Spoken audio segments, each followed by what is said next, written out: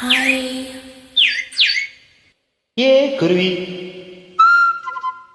குருவி குருவி ஏ குருவி சிட்டுக்குருவி உன்ன சோடி எங்க அதை கூட்டிக்கிட்டு எங்க வீட்டுக்குள்ள வந்து கூடுகட்டு பொல்லாத வீடு கட்டு பொன்னான கூடு இப்போ பொண்டாட்டி இல்ல வந்து என் கூட பாரு. ஏ குருவி சிட்டுக்குருவி ஏ குருவி ஐயா உள்ளத்துல நல்லா இருக்கு. ஆனா வீட்டுக்குள்ள கொஞ்சம் பம்பு இருக்கு.